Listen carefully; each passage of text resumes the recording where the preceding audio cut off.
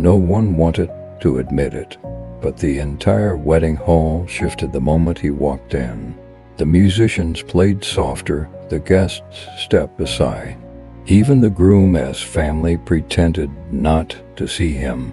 The Mafia boss, Adrian Marcello, took a seat in the very last row, alone, uninvited, unwanted. His black suit stood out like a shadow in a room full of roses and white silk. People whispered behind their champagne glasses, "Why is he here? Is he protecting someone? Did the bride invite him?" No one dared approach him. No one even breathed too loudly near him. But Adrian didn't care. His eyes stayed fixed on the bride, the woman he had known only through rumors and distant glances. Then the ceremony began. She walked down the aisle, radiant, slow, graceful, and yet her eyes scanned the crowd, searching for something, someone. And when her gaze finally landed on him, she stopped walking. The entire hall froze. Then quietly, trembling, she spoke his name. The name no one dared to say out loud in public. Adrian. The groom stiffened. The family stared in horror. The boss slowly rose to his feet, unsure what she knew or why she called for him now on the most important day of her life.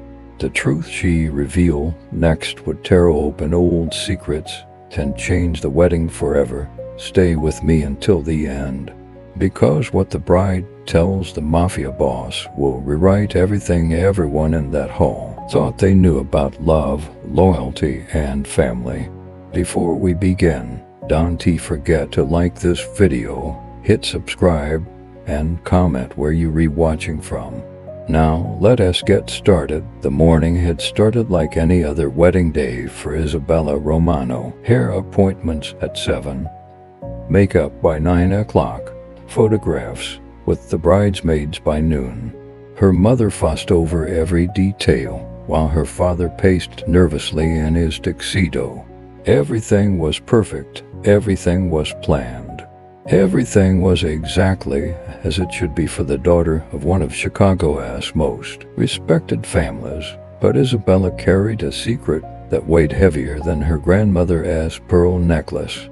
A secret that had kept her awake for weeks leading up to this moment. 24 hours earlier, she had received an envelope with no return address. Inside was a single photograph and a note written in careful handwriting. The photograph showed a man she had never seen before standing next to her father 30 years ago. Both men were young, both smiling, both wearing the same military uniform. The note read simply, "Your father saved my life in Vietnam. I owe him everything. I will be there tomorrow to honor that debt, whether he wants me there or not." It was signed Adrian Morello. Isabella had heard that name whispered in her household her entire life, always in hushed tones, always followed by her father quickly changing the subject or leaving the room entirely. She knew Adrian Morello was dangerous. She knew he controlled half the city's underground operations. She knew her father's construction company had somehow never faced the labor problems that plagued their competitors. What she didn't know was why her father, Vincent Romano, had built his empire through honest work and careful planning. He employed hundreds of people, donated to charities, attended church every Sunday. He was everything a respectable businessman should be. But Isabella had always sensed there was more to the story. The way certain phone calls made him tense. The way he checked the locks twice every night. The way he insisted on driving her to school personally until she turned 18. Now standing in her wedding dress in the bridal suite, she stared at that photograph again. Her father looked so young, so different from the careful, measured man she knew today. In the photo, he was laughing with genuine joy, his arm thrown casually around Adrian's shoulders. They looked like brothers. A knock at the door interrupted her thoughts. Father McKenna entered with a gentle smile. "Isabella, your father asked me to check on you. Are you ready?" She folded the photograph carefully and tucked it into her bouquet. "As ready as eyelines ever be, Father." The ceremony location was the grand ballroom at the Palmer House, the same venue where her parents had married 28 years earlier. 300 guests filled the ornate space, representing the best of Chicago society. Business leaders, politicians, judges, and philanthropists all gathered to celebrate the union of Isabella Romano and Michael Castellano. The Castellano family owned the largest restaurant chain in the Midwest. The marriage would unite two powerful, legitimate businesses and create opportunities that would benefit both families for generations. Everything was planned, everything was perfect until Adrienne Morello walked through those doors. Isabella watched from behind the ceremony curtain as the ripple effect moved through the crowd. Conversations stopped mid-sentence. Heads turned. Bodies shifted uncomfortably. Her father's face went white as marble. Michael's family exchanged worried glances. His mother clutched her husband's arm and whispered urgently in his ear. But Adrienne simply walked to the back row and sat down. He didn't acknowledge anyone. He didn't speak to anyone. He just waited. Isabella's hands shook as she held her bouquet. The photograph hidden among the white roses felt like it was burning against her fingers. Father McKenna appeared at her side. "Isabella, there seems to be some commotion. Perhaps we should delay the ceremony for a few minutes." "No." Her voice was steadier than she felt. "We start now." The music began, the doors opened, and Isabella Romano stepped into the moment that would change everything. She had practiced this walk 100 times. Down the aisle, eyes forward, smile bright, measured steps in time with the music. She knew exactly where to look, exactly how to hold her head, exactly when to pause for the photographers. But as she walked, her eyes searched the crowd, past the smiling faces of her cousins, past her mother's proud tears, past the nervous excitement of the bridesmaids, until she found him. Adrienne Morello sat perfectly still in the back row, his hands folded in his lap, his expression unreadable. He was younger than she had expected, maybe 55, with silver threading through his dark hair. His face was weathered but handsome, marked by years of making difficult decisions. When their eyes met, something passed between them. Recognition, understanding, the weight of secrets about to be revealed. Isabella stopped walking. The music continued for a few more notes before trailing off into silence. 300 guests held their breath. Michael stood at the altar, confusion written across his face. Father McKenna stepped forward slightly, ready to help if something was wrong. But Isabella only had eyes for the man in the back row. "Adrienne," she said quietly. But in the sudden silence, her voice carried to every corner of the ballroom. The name hit the crowd like a physical blow. Gasps echoed through the space. Someone dropped a program. A woman in the third row grabbed her husband's hand so tightly he winced. Adrienne Morello slowly rose to his feet. His face remained impassive, but Isabella caught the slight widening of his eyes. He hadn't expected this. Isabella reached into her bouquet and pulled out the photograph. She held it up so he could see it across the distance between them. "You knew my father in Vietnam," she said, her voice growing stronger. "You saved each other's lives, and you've been protecting our family ever since." The revelation sent shock waves through the assembled guests. Murmurs erupted as people tried to process what they were hearing.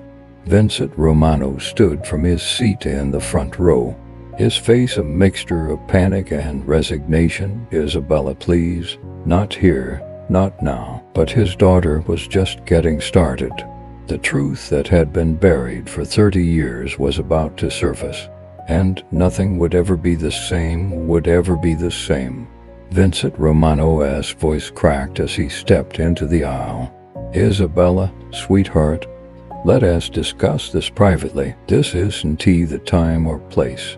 But Isabella held the photograph higher, her voice carrying across the silent ballroom. This is exactly the time and place. Dad, these people need to know the truth about our family. Adrian remained standing, his dark eyes fixed on the photograph in her hands. Even from across the room, he could see the image clearly. Two young soldiers, arms around each other's shoulders, both grinning despite the mud and exhaustion etched on their faces. Saigon, 1972. Isabella continued, reading from the back of the photograph. Sergeant Vincent Romano and Corporal Adrian Marcello, 3rd Infantry Division. The guests exchanged bewildered glances. Vincent Romano had never mentioned military service in 30 years of building his construction empire.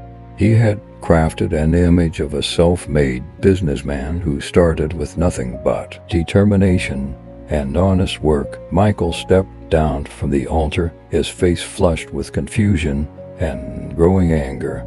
Isabella, what are you doing? This is our wedding day. She turned to face her groom, still holding the photograph. Michael, did you know my father was a war hero? Did you know he earned the Purple Heart and 2 Bronze Stars? Michael's mouth opened and closed without sound. Behind him, Father McKenna watched the scene unfold with growing concern. Did you know, Isabella pressed on, that he saved 12 men from a burning helicopter, that he carried wounded soldiers through enemy fire for 3 days straight? Vincent's shoulders sagged in defeat. Baby, please, some things are better left buried. But Isabella wasn't finished. She walked closer to Adrian, each step deliberate and measured. The guests parted before her like water, nobody wanting to interfere, but unable to look away. And did you know, she said, now dressing the entire ballroom, that Adrian Marcello carried my father 6 miles through the jungle when Dad took shrapnel in his leg, that he gave up his own water rations to keep my father alive. Adrian's stoic expression finally cracked, revealing a flicker of pain. That was a long time ago, Miss Romano. Isabella shook her head. It wasn't a long time ago for you, was it? You've been watching over us ever since you both came home. The pieces began falling into place for some of the guests. Vincent Romano's construction company had never faced union troubles.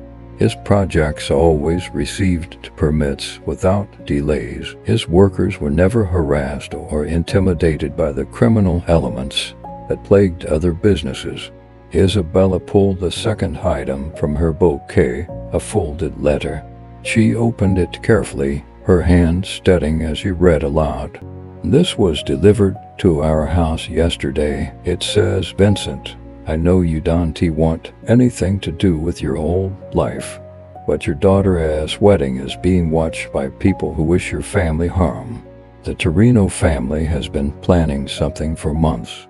They blame you for their father's arrest last year. I will be there to make sure nothing happens to Isabella or your guests. You don't owe me anything. Brother, I owe you everything.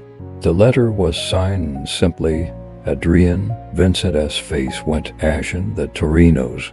But that case was handled by federal prosecutors. I had nothing to do with you testified against Marcus Torino. Adrian interrupted, his voice cutting through the ballroom like a blade.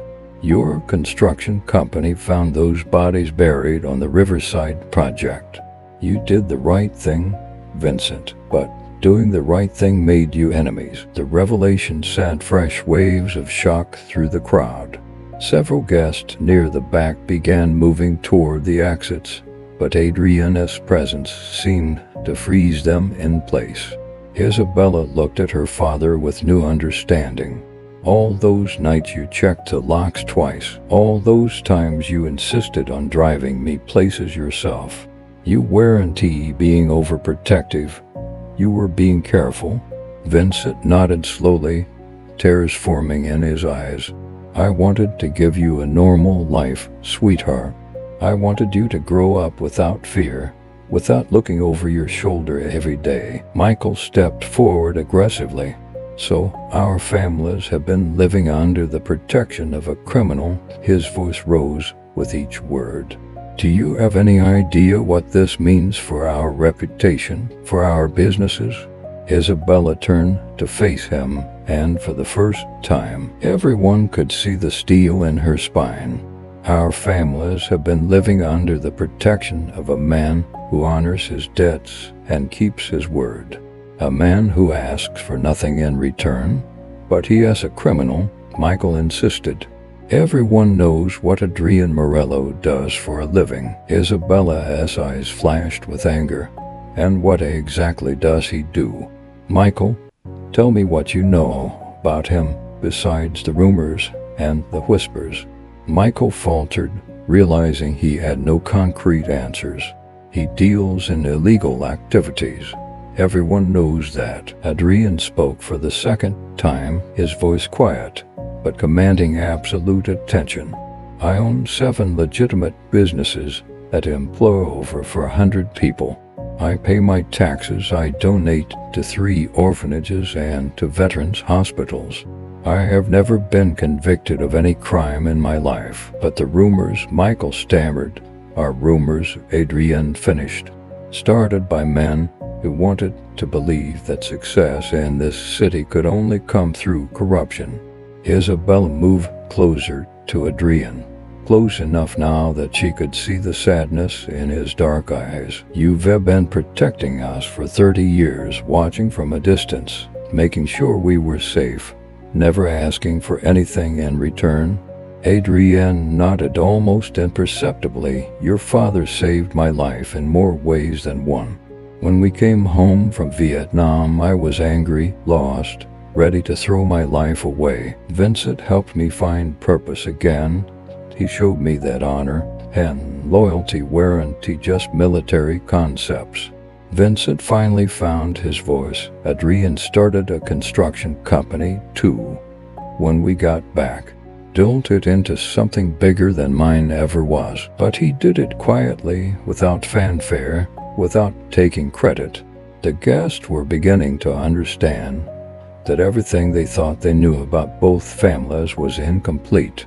The Romano success story was built on legitimate business practices, but protected by a friendship forged in war. Adrian Morello's reputation as a dangerous man served to shield them from actual threats. Isabella held up the photograph one more time, looking directly at Michael. This man has been a guardian angel to my family for 3 decades. He has risked his own reputation to keep us safe, and you want to condemn him based on gossip and speculation? Michael's face wrinkled with embarrassment and frustration. Isabella, you being naive. In our world, associations matter, perceptions matter. Then maybe, Isabella said slowly, our world needs to change. The ballroom fell into stunned silence. 300 of Chicago's most influential people watched as a young bride challenged everything they believed about power, protection, and the price of doing what is right. But the biggest shock was still coming, because Isabella had one more revelation that would transform not just the wedding, but the lives of everyone present. Just the wedding, but the lives of everyone present. Isabella reached into her bouquet one final time, her fingers closing around something small and metallic.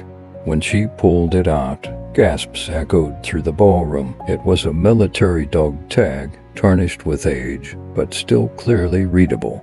This belonged to my brother, she said, her voice breaking slightly. The brother I never knew I had. Vincent's face went completely white. He gripped the back of a pew to steady himself. Isabella held the dog tag up so everyone could see, Private Daniel Romano, killed in action. Saigon, March 15, 1972. He was 19 years old. The silence in the ballroom was deafening. Even the photographers had stopped taking pictures. My parents never told me about Daniel. Isabella continued, walking slowly toward Adrian. I found his things in our attic 3 months ago while looking for my grandmother's wedding veil, birth certificate, baby pictures, letters he wrote home from Vietnam. Adrian's composure finally cracked completely. His eyes filled with tears as he stared at the dog tag in her hands. Daniel was your best friend, wasn't he? Isabella asked gently. You and my father both served with him. The three of you were inseparable. Adrian nodded, unable to speak. Vincent buried his face in his hands, 30 years of suppressed grief finally surfacing. Isabella's voice grew stronger as she continued. Daniel died saving a village full of children from enemy fire. He threw himself on a grenade to protect them. My father and Adrian tried to reach him, but couldn't he get there in time? The guests watched in stunned silence as the true story unfolded. This wasn't just about war buddies protecting each other. This was about guilt, loss, and a promise made over a fallen brother's grave. After Daniel died, Isabella said, my father and Adrian made a vow. They would honor his memory by protecting innocent people, by building something good from their pain. She turned to face the entire ballroom. That's why Adrian Morello has spent 30 years watching over my family. Not because my father saved his life, but because they both failed to save Daniel's. Vincent finally found his voice raw with emotion. We promised we'd look after each other as families, but Adrian never had children, never married. He poured everything into keeping his word. Adrian wiped his eyes, his voice barely above a whisper. Daniel was supposed to come home and marry his high school sweetheart. He was supposed to take over your father's construction business. He was supposed to be the best man at your wedding today. The revelation hit the crowd like a physical blow. Isabella had been named after her deceased uncle, not her grandmother, as everyone believed. The family's success, their protection, their very survival had all been built on a promise made to a 19-year-old boy who never came home. Michael stood frozen at the altar, finally understanding the magnitude of what he was witnessing. This wasn't about criminal associations or business arrangements. This was about family, sacrifice, and love that transcended death itself. Isabella walked over to Adrian and gently placed the dog tag in his weathered hands. He was your brother, too, she said softly, and you've been honoring him every day since. Adrian closed his fingers around the metal tag, tears streaming down his face. I failed him once, he said. I swore I'd never fail him again. But you haven't failed him, Isabella replied, her own tears falling freely. Now look around this room. 300 people are here today because you and my father built something beautiful from tragedy. Businesses that employ thousands of families, charities that help veterans and orphans, communities that are safer because you chose honor over revenge. She turned back to face the crowd. Daniel Romano died at 19. But his legacy has lived for 30 years through the actions of two men who refuse to let his sacrifice be meaningless. Vincent walked slowly down the aisle toward his daughter and his old friend. When he reached them, he pulled out his own dog tag from beneath his shirt. He had worn it every day for 30 years. Adrian did the same, revealing an identical tag hanging around his neck. Together, the three of them stood holding pieces of a young man's memory, surrounded by hundreds of people who were finally beginning to understand the true cost of freedom and the true meaning of loyalty. Father McKenna stepped forward, his own eyes wet with tears. In all my years of ministry, I have rarely witnessed such profound love and dedication. Perhaps we should take a moment to honor Private Daniel Romano before we continue with today's celebration. The entire ballroom rose in spontaneous unison.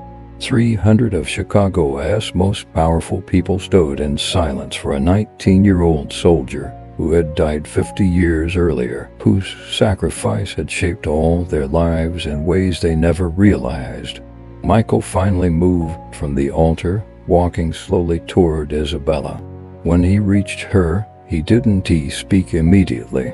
Instead, he looked at Adrian Morello with new understanding. "Sir," he said formally, "I owe you an apology, and I owe you my gratitude." Adrian studied the young man carefully. "For what?" "For protecting the woman I love, for honoring your fallen brother, for showing me what real strength looks like." Michael turned to address the crowd. "Ladies and gentlemen, we came here today to witness a wedding, but we've witnessed something much more important. We've seen what happens when good men refuse to let tragedy define them." He looked back at Isabella, love and admiration shining in his eyes. "I thought I was marrying a beautiful woman from a successful family. I had no idea I was marrying into a legacy of heroism and sacrifice." Isabella smiled through her tears. "So you still want to marry me, even knowing the truth about my family as protector?" Michael took her hands gently. "I want to marry you more than ever, and I want to learn how to be the kind of man your Uncle Daniel was, the kind of man your father and Adrian became in his honor." The crowd erupted in spontaneous applause. What had started as a shocking revelation had transformed into something beautiful. The truth hadn't destroyed the wedding, it had elevated it into something sacred. But Adrian held up his hand for silence. "There's one more thing," he said quietly, "the Torino threat I mentioned earlier. It is not just about revenge against Vincent." The applause died instantly. Isabella felt her stomach clench with fear. "They've been planning to kidnap you during the reception." Adrian continued. "3 cars full of armed men are positioned around the hotel. They wanted to use you as leverage against your father as testimony." Vincent's face hardened with protective fury. "Over my dead body." "That's exactly what they're recounting on," Adrian replied grimly. "They want you to do something reckless so they can eliminate you both." The wedding guests began looking around nervously, suddenly aware that their celebration might be under siege. But Isabella stepped forward with calm determination. "What do we do?" Adrian smiled for the first time all day. "We finish your wedding, and then we show the Torinos what happens when they threaten family." The Mafia boss reached into his jacket, and several guests tensed. But instead of a weapon, he pulled out his phone and made a quick call. "Tommy," he said into the device, "it is time. Make sure they know we're ready for them." He hung up and looked at the assembled crowd. "Ladies and gentlemen, you're perfectly safe, but I suggest we move the reception indoors and keep the celebration going. The best way to honor Daniel Romano is to live fully and fearlessly." Isabella looked at Michael, at her father, at Adrian, and finally at the dog tag still gleaming in her hand. "Then let us get married," she said with a radiant smile. "Daniel would want us to celebrate life, not fear death." As Father McKenna prepared to resume the ceremony, the sound of sirens began echoing outside. Adrian's phone buzzed with a text message. He read it and nodded with satisfaction. "The Torino problem has been handled," he announced quietly to Vincent and Isabella. "The FBI has been tracking their movements for weeks. They walked right into a trap.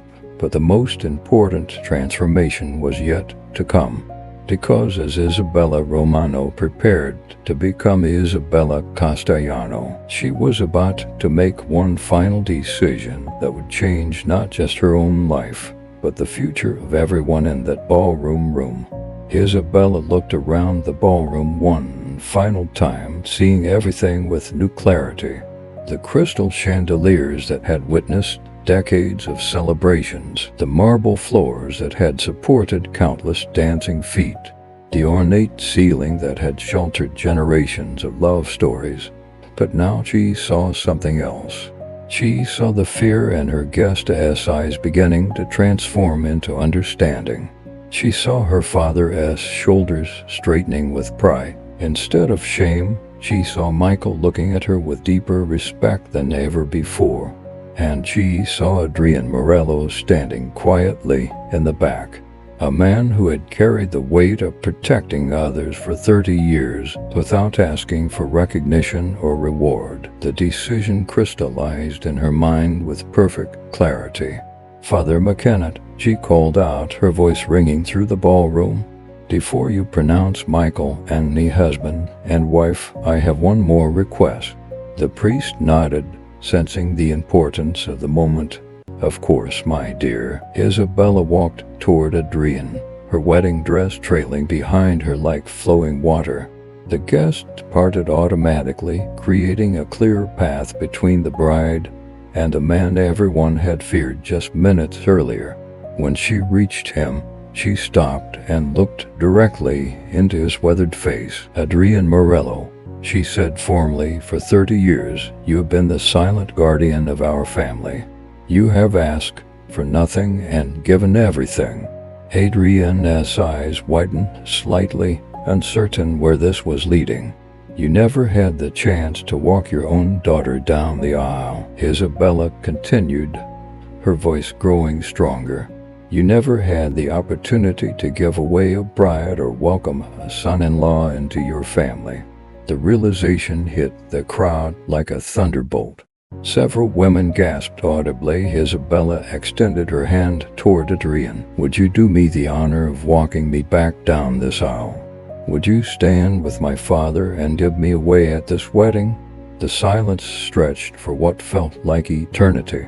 Adrian stared at her outstretched hand as if it might disappear if he moved too quickly. "Isabella," Vincent said softly from behind her, "are you certain about this?" She turned to face her father without lowering her hand. "Dad, you and Adrian made a promise to honor Daniel's memory. But Daniel isn't he here to walk me down the aisle? His best friends are." Vincent's face crumpled with emotion. He walked slowly towards them, understanding dawning in his eyes. "You want both of us to give you away?" Isabella nodded, tears streaming down her cheeks.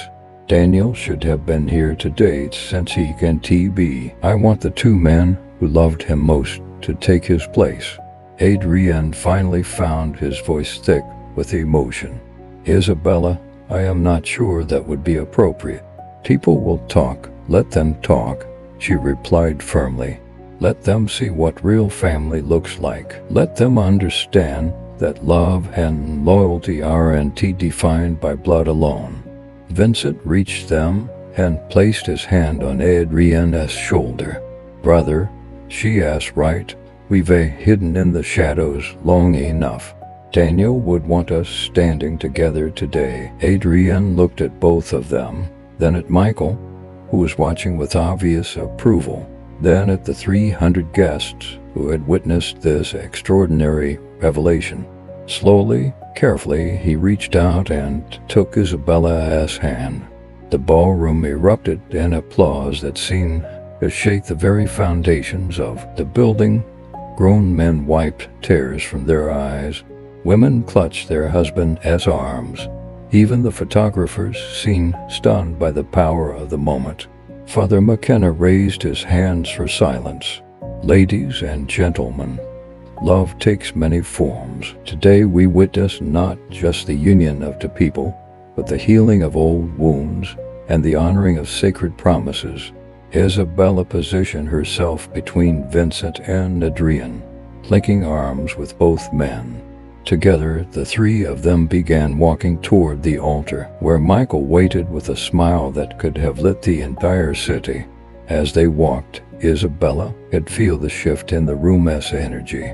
The fear had transformed into respect. The whispers had become murmurs of admiration. The tension had evolved into something beautiful and sacred. When they reached Michael, both Vincent and Adrian spoke simultaneously. "Who gives this woman in marriage?" Father McKenna asked formally. "We do," Vincent and Adrian replied in unison. "In honor of Private Daniel Romano, and in celebration of the family that transcends bloodlines." Michael stepped forward and took Isabella's hands. But first, he turned to address Adrian directly. "Sir, I promise you that I will protect her with the same dedication you've shown her family. I will honor the legacy of Daniel Romano through my actions as her husband." Adrian studied the young man carefully, then nodded with approval. "See that you do. Family isn't just about the good times.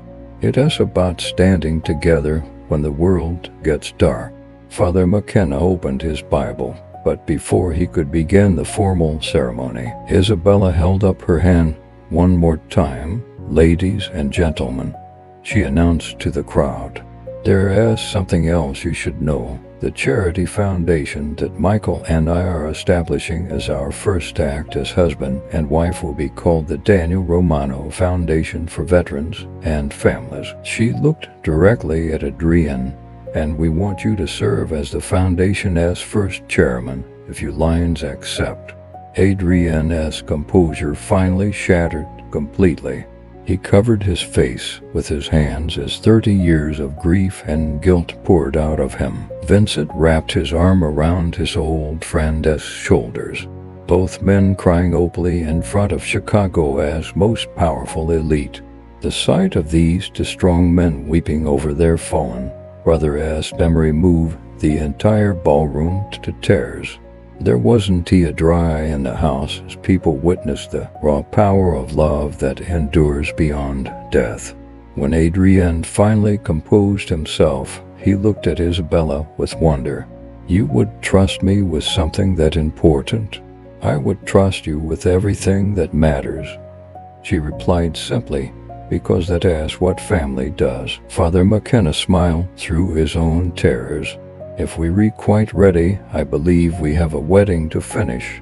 And so, Isabella Romano became Isabella Castellano, a ceremony that none of the 300 guests would ever forget. What started as whispers of fear transformed into tears of understanding. A mafia boss revealed as a guardian angel, a war hero's sacrifice honored 3 decades later. A family as true protector finally stepping into the light. Sometimes the people we judge from a distance carry burdens we never imagined. Sometimes the most feared person in the room turns out to be the most loyal. And sometimes a wedding becomes something far greater than the union of two people. It becomes the healing of old wounds and the birth of new hope. Adrian Marcello walked Isabella down, but aisle not as a criminal, but as family. The Daniel Romano Foundation would go on to help thousands of veterans and their families.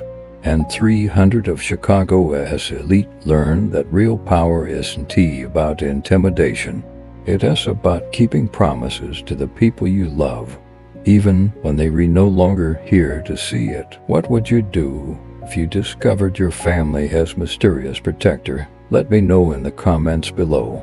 And if this story moved you, hit that like button and subscribe for more incredible true stories that will change how you see them.